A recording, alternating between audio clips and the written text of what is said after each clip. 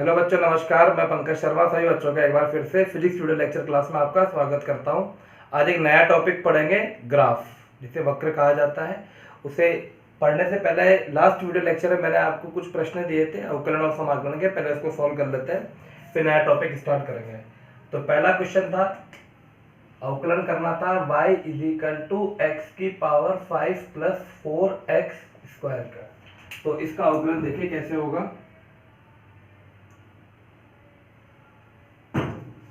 Solution dy/dx y की जगह ये पूरी समीकरण लिख दी, x⁵ 5 + 4x²। इनको अलग अलग लिख लेंगे। तो d/dx x⁵ 5 + d/dx 4x²। ठीक है। अब इसका अवकलन कैसे किया जाएगा बेटा। पावर है x की 5, तो जो भी पावर है वो बाहर आ जाएगी, इंटू एक पावर कम हो जाएगी, प्लस 4 बाहर रहेगा ही रहेगा। x की पावर 2 का अवकलन, तो 2 बाहर आ गया और एक पावर कम हो गई, तो x की पावर 1 है। तो अल्टीमेटली आंसर क्या आ गया, 5x⁴ + 8x इसका आंसर है। ठीक है। नोट 2 है,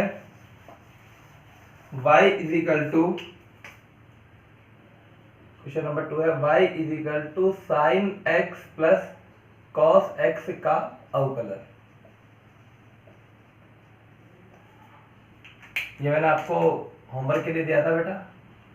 तो सॉल्यूशन सबसे पहले लिखा है dy/dx, देन d/dx y की जगह पूरी equation sin x + cos x।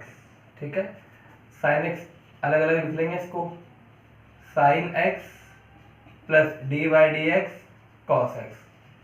अगर यहाँ पर 3 टर्म होती तो 3 टर्म को लिखते, लेकिन यहाँ पर 2 ही टर्म है।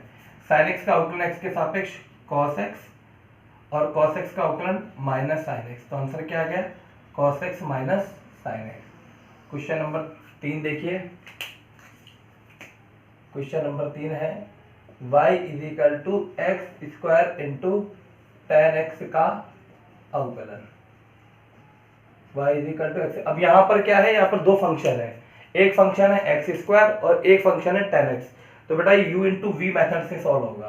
तो सबसे पहले लिखा d/dx y की जगह, d/dx y की जगह लिखा x² tan x। ये फर्स्ट फंक्शन हो गया और ये सेकंड फंक्शन हो गया। तो इक्वेशन, बेटा इक्वेशन बनाएंगे यहाँ पर। तो आपको बताया गया है, एक बार पहले फलन को छोड़ो, दूसरे फलन का अवकलन करो, प्लस दूसरे फलन को छोड़ो और पहले फलन का अवकलन करो। तो x² d/dx tan x plus tan x को छोड़ दिया और d/dx x² का अवकलन कर दिया। क्लियर है। x² की जगह x²। tan x का अवकलन क्या होता है, tan x का अवकलन होता है sec² x plus tan x की जगह tan x लिख दिया। x² का अवकलन बेटे, x² का अवकलन यहाँ पर पावर x की पावर 2, तो 2 बाहर आ गया और एक पावर कम हो गया। तो अल्टीमेटली आंसर क्या हो गया, x² sec² x plus 2x tan x इसका आंसर। अवकलन में हमेशा ध्यान रखना प्लस ही नहीं लगाया जाता है, समाकलन में प्लस ही लगाया जाता है। तो ये 3 क्वेश्चन थे अवकलन के, आप समझ गए होंगे। अब समाकलन के करेंगे, पहले इसको नोट कीजिए। अब समाकलन के क्वेश्चन देखिए बेटा। समाकलन का पहला क्वेश्चन दिया था आपको, y = x² + 3x x³ + 3x² dx। ये समाकलन का पहला क्वेश्चन था। कैसे सॉल्व करेंगे इसको, देखिए इधर सॉल्यूशन अलग अलग लिख लीजिए। पहले तो x³ dx plus 3x² dx। पहला काम क्या करा आपने, हर पद को अलग अलग यहाँ पर लिख लिया। अब यहाँ देखिए x की पावर कितनी है, 3x की पावर। तो समाकलन में अवकलन का व्युत्क्रम होता है, यानी उल्टा होता है। वहां पर पावर मल्टीपल में आ जाती है और एक पावर कम हो जाती है। यहाँ पर उसका उल्टा होता है, एक पावर ऐड हो जाती है और उसी का भाग लग जाता है। तो इसका क्या हो जाएगा, x की पावर 3 + 1/3 + 1। बात क्लियर है। ये जो 3 मल्टीप्लाई हो रहा है इसको बाहर लिख लीजिए। अब एक्स स्क्वायर का समाकलन क्या है, एक्स की पावर 2 है, तो एक्स की पावर 2 प्लस 1 अपॉन 2 प्लस 1 और लास्ट में क्या लगा दोगे, अगर ये अनिश्चित समाकलन है, अगर लिमिट नहीं दे रखी है तो बेटा सी लगाना आपको होगा। तो ये आंसर आ गया एक्स की पावर 4 अपॉन 4 प्लस 3 से 2 प्लस 1 3 कैंसिल आउट हो जाएगा, तो एक्स की पावर 3 प्लस सी, ये इसका आंसर है।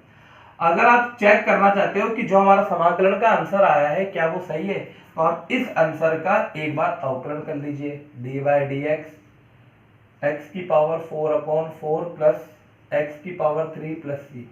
देखिए D by D X X की घात 4/4, D by D X X की घात 3 और D by D X constant, constant का 0 होता है जानते ही है, 1/4 बाहर लिखा। पावर कितनी, एक्स की पावर 4, तो पावर बाहर आ गई, एक पावर कम हो गई, x की पावर 3 3x की पावर 2 प्लस 0, 4 से 4 कैंसिल, तो x की पावर 3 प्लस 3x स्क्वायर, यही तो था प्रश्न, वापिस ये बन जाएगा। यानी आपका जो आंसर आया वो बिल्कुल सही है। ये था क्वेश्चन नंबर 1। अगला क्वेश्चन देखिए, अगला निश्चित समाकलन दिया गया था आपको और प्रश्न था x प्लस एक्स स्क्वायर का समाकलन करना है। देखिए इधर क्वेश्चन नंबर 2, समाकलन करना था -1 से 2 के मध्य और फलन है x plus x square dx के सापेक्ष। तो देखिए इधर सॉल्यूशन, सबसे पहले लिमिट लिख लीजिए -1 से 2, लोअर लिमिट कितनी है -1, अपर लिमिट कितनी है +2, ठीक है। तो x dx प्लस -1 2 अलग अलग मैंने यहाँ पर कर लिया एक्स स्क्वायर dx, ठीक है बेटा। x का समाकलन -1 से 2 के मध्य, फिर प्लस का सिंबल है तो बीच में प्लस आ जाएगा, -1 से 2 वापस वही लिमिट एक्स स्क्वायर dx, यानी मैंने क्या करा यहाँ पर दोनों को अलग अलग लिख दिया। अब x का समाकलन, तो x की पावर कितनी है 1, तो 1 में 1 और ऐड कर दीजिए, पावर हो गई 2/2, लिमिट -1 से 2। इसी तरह से इधर देखिए x की पावर कितनी है, x की पावर है 2, तो इस पावर में 1 ऐड कर दीजिए, तो x की पावर 3/3। इतनी सी बात ध्यान रखनी है आपको, अवकलन में घात बाहर आ जाती है, गुणा में आ जाती है और एक पावर घट जाती है, यहाँ पर एक पावर ऐड हो जाती है और उसी का भाग लग जाता है। लिमिट है -1 से 2। अब इसको हल करते हैं, तो बेटा जो ये गुणांक है इसे मैंने बाहर लिखा, अंदर आया एक्स स्क्वायर -1 से 2, इसका गुणांक है 1/3, अंदर है x की पावर 3 -1 से 2। अब मैथमेटिक्स है, यहाँ पर आपको मान लिखने हैं, तो x की पावर 2 है, तो x की जगह एक बार अपर लिमिट आएगी, तो 2 का स्क्वायर माइनस -1 का स्क्वायर प्लस 1/3, x की पावर 3, तो 2 की पावर 3 माइनस -1 की पावर 3, क्लियर है बात, बराबर 1/2, 2 की पावर 2 4 होता है, माइनस बेटा -1 स्क्वायर, -1 का स्क्वायर होता है प्लस का 1। ध्यान दीजिएगा अगर घात सम है तो प्लस हो जाएगा और घात अगर विषम है जैसे 1 3 5 7 तो नेगेटिव हो जाएगा। तो -1 का स्क्वायर करा तो 1 ही आया, ये लिख दिया, प्लस 1/3, 2 की पावर 3 8 माइनस -1 की पावर 3 -1 की पावर 3, ये होगा माइनस का 1, ठीक है। तो यहाँ लिखा मैंने माइनस का 1। अब हल कर लीजिए, 4 - 1 3 प्लस 1/3, 8 -1 प्लस 1 हो जाएगा, तो 8 + 1, आंसर क्या जाएगा 3/2 प्लस बेटा 8 + 1 9 हो जाएगा, इससे कट के कितना बन जाएगा 3, तो इसको सॉल्व करोगे तो आंसर आ जाएगा 9/2, इसका आंसर रहेगा, ठीक है। ये 3/2, ये कैंसिल आउट होकर 3 आ जाएगा, एलसीएम 2 लेंगे, 3 × 2 6, 6 + 3 9/2 इसका आंसर है। अगला क्वेश्चन देखिए, तो समाकलन में ज्यादा परेशानी वाली बात नहीं है, ना अवकलन में परेशानी, बस आपके कॉन्सेप्ट क्लियर होने चाहिए, इतना ही आपके 11th 12th में काम आएगा, ठीक है। जब ये चैप्टर स्टार्ट होंगे तब आपको बताया जाएगा किस तरह से इनका यूज रहेगा, लेकिन एक बार आपको आने चाहिए। अगला एक और क्वेश्चन देखिए, लास्ट क्वेश्चन है, क्वेश्चन नंबर 3 समाकलन का, 0 से π/4 sin x plus cos x। हमने sin x plus cos x का अवकलन तो करा था, अब समाकलन देखिए, सॉल्यूशन 0 से π/4 sin x dx प्लस 0 से π/4 cos x dx।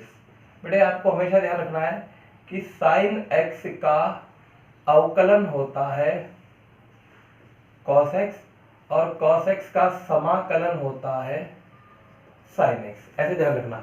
sin x का अवकलन cos x का समाकलन sin x, ठीक है।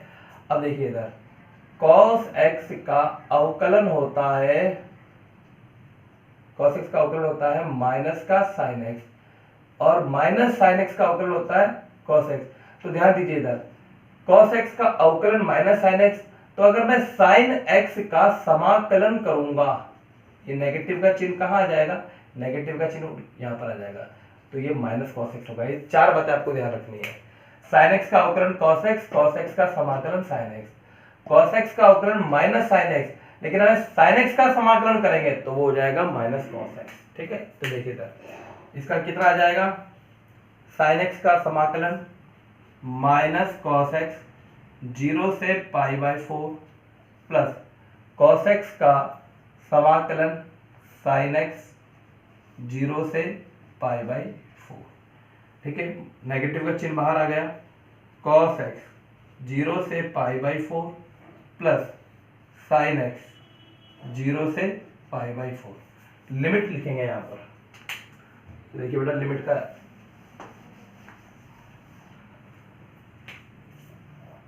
माइनस, एक बार अपर लिमिट तो cos π/4 minus cos 0 plus sin π/4 minus sin 0, minus का मल्टीप्लाई करते हैं अंदर, तो minus cos π/4 minus minus plus cos 0 plus sin π/4 और माइनस sin 0। अब सबके मान लिख दिए, माइनस की जगह माइनस। cos π/4, cos 45 डिग्री का मान होता है 1/√2। ये 45 डिग्री कैसे हुआ, π/4, पाई का मतलब 180/4, तो आ जाएगा 45 डिग्री, ठीक है ना। वैसे भी आपको ध्यान रखना है, पाई का मतलब 180 डिग्री होता है, π/2 का मतलब 90 डिग्री होता है, π/4 का मतलब 45 डिग्री होता है।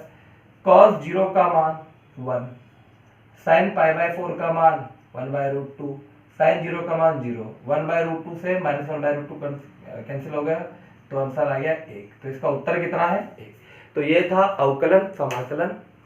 आप चाहो तो इसको दोबारा से वीडियो देखें बेटा, पूरा आपका कंठस्थ होना चाहिए, ये इतना ही आपके काम आने वाला है, इससे ज़्यादा आपको पढ़ने की जरूरत नहीं है। समाकलन तो फिर भी मैंने आपको थोड़ा शॉर्ट में बताया है, अवकलन थोड़ा डिटेल में बता दिया, u/v मेथड, u/v मेथड।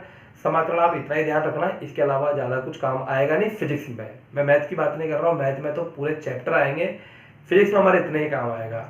अब अगला टॉपिक स्टार्ट करते हैं, ग्राफ। तो ग्राफ को पढ़ने के लिए आप सबसे पहले अपन सरल रेखा स्टार्ट करेंगे, तो पहले इसको नोट कर लीजिए। ये बेसिक मैथमेटिकल टूल्स का जो ग्राफ है, बेसिक मैथमेटिकल टूल्स का 4th टॉपिक है। पहले पढ़ा हमने ट्रिग्नोमेट्री, फिर पढ़ा हमने डिफरेंशिएशन, फिर पढ़ा हमने इंटीग्रेशन, और अब पढ़ेंगे हम ग्राफ, ठीक है। चारों का अपना अपना महत्व है, ट्रिग्नोमेट्री के बाद डिफरेंशिएशन, इंटीग्रेशन और फिर इसके बाद ग्राफ, ठीक है। तो ये 4th टॉपिक है, ये ध्यान रखना आप।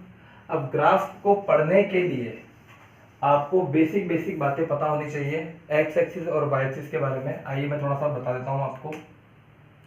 ये ग्राफ पेपर है, ठीक है, ये मूल बिंदु है, ये एक्स एक्सिस है, इसके अपोजिट एक्स डैश है, ये वाई एक्सिस है, इसके अपोजिट वाई डैश एक्सिस है। ये प्रथम चतुर्थांश, ये ट्रिग्नोमेट्री में मैंने आपको बताया था, लेकिन वहाँ कोण के रूप में था। ये तृतीय चतुर्थांश और ये चौथा चतुर्थांश, ठीक है, पहला, द्वितीय, तृतीय, फोर्थ। यहाँ पर सबसे पहले ध्यान रखिएगा, हमेशा जब निर्देशांक लिखे जाते हैं तो पहले x के लिखे जाते हैं, फिर y के लिखे जाते हैं। तो यहाँ पर x भी पॉजिटिव होगा और y भी पॉजिटिव होगा, यानी x, y, ठीक है बेटा। तो ये पॉजिटिव पॉजिटिव रहेंगे। यहाँ पर जो निर्देशांक होंगे वो नेगेटिव, पॉजिटिव होंगे, यानी यहाँ जो पहला निर्देशांक लिखा जाएगा वो x डैश का लिखा जाएगा और फिर आएगा y का। यानी एक्स डैश नेगेटिव है और वाई पॉजिटिव है। क्लियर है बात? यहाँ पर जो निर्देशांक लिखे जाएंगे वो माइनस माइनस के होंगे। कहने का मतलब यहाँ पर एक निर्देशांक होगा एक्स डैश का और एक निर्देशांक होगा वाई डैश का। ऐसा कभी नहीं होगा कि पहले वाई लिखा जाए और उसके बाद में एक्स लिखा जाए, ऐसा कभी नहीं होगा। ये ट्रेडिशन है, इसी तरह से आपको लिखना है। चौथे चतुर्थांश में एक्स पॉजिटिव होगा और वाई डैश नेगेटिव होगा, यानी कहने का मतलब पहले एक्स लिखा जाएगा फिर वाई डैश लिखा। तो ये तो हो गया द्विविमीय पद्धति। द्विविमीय पद्धति, द्विविमीय का मतलब होता है ये 2D है। 2D यानी D का मतलब डायमेंशन है, ठीक है। यानी द्विविमीय, दो विमा है यहाँ पर, एक x है और एक y है। अगर हम त्रिविमीय की बात करें यानी स्पेस की बात करें, जैसे इस कमरे की बात करें, तो यहाँ पर 3 निर्देशांक होंगे, एक x, एक y और एक और निर्देशांक होगा z। देखिए बेटा इधर ये x आपको नजर आ रहा है, ये y आपको नजर आ रहा है, ये तो हो गए 2, ठीक है।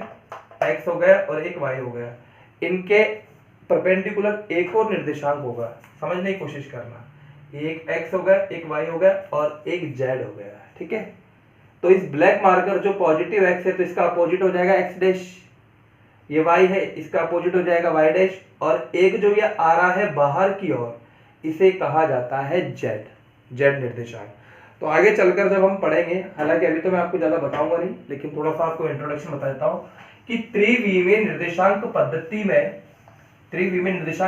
में 3 विमाएं काम आती है, जिसे x, पहला x लिखा जाता है, फिर y लिखा जाता है और फिर z लिखा जाता है, ठीक है। x, y, z। ऐसा कभी नहीं होगा कि पहले आप z लिख दो फिर y लिख दो फिर x लिख दो, ऐसे नहीं। कंडीशन यही रहेगी। जैसे मान लीजिए कोई निर्देशांक दे रखा है 2, 3, -5, तो ऑटोमेटिकली आप समझ गए कि x का निर्देशांक 2 है, y का निर्देशांक 3 है और z का निर्देशांक -5 है। लेकिन फिलहाल हम द्विविमीय की बात कर लेते हैं, यानी x और y की ही बात करेंगे ग्राफ में, ठीक है। अब ग्राफ को आपको पढ़ना है तो आप इसके कुछ बेसिक इक्वेशन आपको पता होनी चाहिए। तो पहले ले लेते हैं हम स्ट्रेट लाइन, जिसे सरल रेखा कहा जाता है। सबसे सिंपल है ये SL यानी स्ट्रेट लाइन। तो स्ट्रेट लाइन के यहाँ पर अलग अलग इक्वेशन होती है। जैसे पहली जो इक्वेशन है A, वो है बिंदु रूप में SL में जब भी लिखूंगा इसका मतलब होगा सरल रेखा, बिंदु रूप में सरल रेखा की समीकरण। तो सरल रेखा बनाने के लिए कम से कम आपको 2 बिंदु की आवश्यकता पड़ेगी। मेरी बात ध्यान से सुनना, सरल रेखा बनाने के लिए एक बिंदु से सरल रेखा नहीं बन सकती। तो सरल रेखा बनाने के लिए आपको एक बिंदु ये रहा, एक बिंदु ये रहा, इन दोनों बिंदुओं को मिला दीजिए, ये बन गई सरल रेखा। समझ में? सपोज कीजिए कि एक बिंदु यहाँ पर है, एक बिंदु यहाँ पर है, तो इन दोनों को मिलाओगे तो क्या बन जाएगा बेटा? सरल रेखा बन जाएगा। तो क्या ध्यान रखना है आपको? सरल रेखा बनाने के लिए कम से कम 2 बिंदुओं की आवश्यकता होगी। तो बिंदु रूप में सरल रेखा की समीकरण, अब आपको बिंदु दे रखे हैं, यहाँ लिख देता हूं मैं y minus y1 is equal to y2 minus y1 upon x2 minus x1 into x minus x1। ये आपको ध्यान रखना होगा। ये क्या चीज है सर? अभी मैं बताता हूँ आपको। एक तो ये समीकरण ध्यान रखिए, जो बिंदु रूप है, जो बिंदु है, तो पहला बिंदु है x1, y1 और दूसरा बिंदु है x2, y2।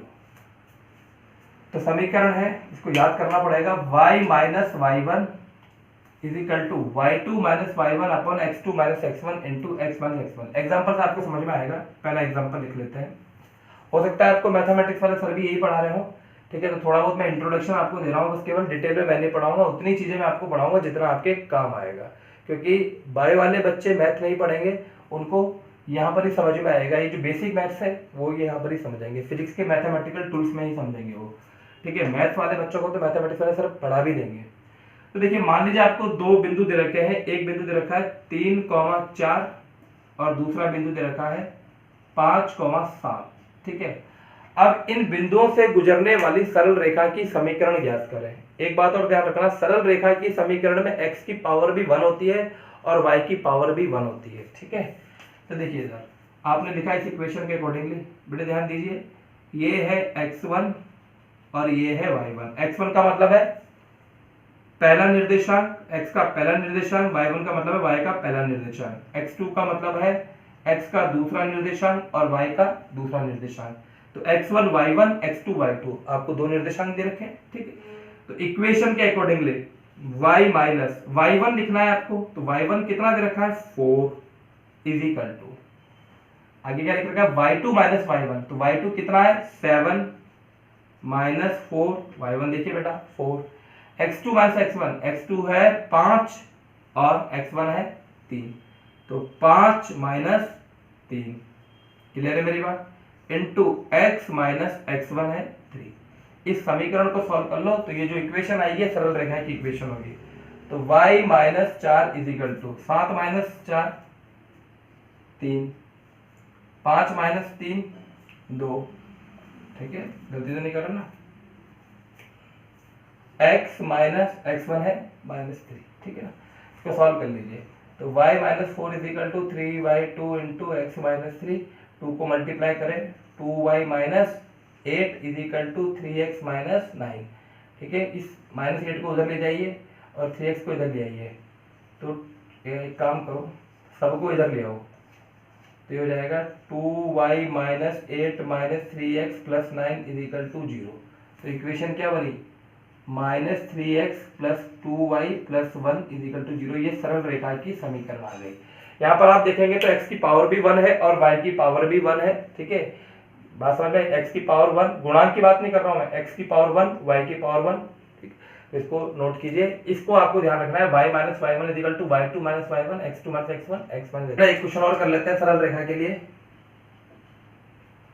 अभी समीकरण क्या बताइए आपको जो ध्यान रखना है, y minus y1 is equal to y2 minus y1 upon x2 minus x1 into x minus x1। तो मान लीजिए कोई क्वेश्चन दे रखा है आपको कि किसी बिंदु का निर्देशांक है 1,2 और दूसरे बिंदु का निर्देशांक है 3,4। तो इन बिंदुओं से गुजरने वाली सरल रेखा की समीकरण ज्ञात करें। तो सॉल्यूशन आप देखिए यहाँ पर x1 है 1 y1 है 2, ऐसे मत कर देना कि x1 x2 y1 y2, नहीं, ये a है तो पहला निर्देशांक x का होता है, दूसरा निर्देशांक y का होता है, पहला निर्देशांक x का, दूसरा निर्देशांक y का। तो ये पहला निर्देशांक है तो ये हो गया x1, y1, ये हो गया x2, y2। समीकरण जो ध्यान रखने आपको याद करनी है, तो लिखा y माइनस y1, y1 कितना है 2, y2 कितना है 4 minus 2 upon 3 minus 1, x minus x1 कितना है बेटा 1। इसको सॉल्व करें, अब तो मैथमेटिक्स सिंपल, तो y minus 2 is equal to 4 minus 2 2, 3 minus 1 2 और x माइनस 1, तो y minus 2 is equal to, ये कैंसिल आउट हो जाएगा, x माइनस 1। इसको सॉल्व कर लीजिए, तो y minus 2 minus x plus 1 is equal to 0। देखिए ये आएगा ना y माइनस 2, ठीक, तो y minus x minus 1 is equal to 0। चाहो तो इसको ऐसे लिख सकते हो minus x plus y is equal to 1। तो ये सरल रेखा की इक्वेशन है। सरल रेखा की इक्वेशन में आपको हमेशा ध्यान रखना है कि x की पावर भी 1 रहेगी और y की पावर भी 1 रहेगी। तो आज के वीडियो लेक्चर में केवल इतना ही। हमने यहाँ पर ग्राफ में पहला पॉइंट स्टार्ट किया है सरल रेखा, इसको बहुत आगे तक लेके चलेंगे। एक एक चीज़ आपको बताऊंगा, पूरी चीज़ें आपको समझ में आएगी। ग्राफ फिजिक्स में बहुत इंपॉर्टेंट है, तो जितना बताया जाता है उतने आपको प्रैक्टिस करनी है बेटा। तो आज के वीडियो लेक्चर में इतना ही।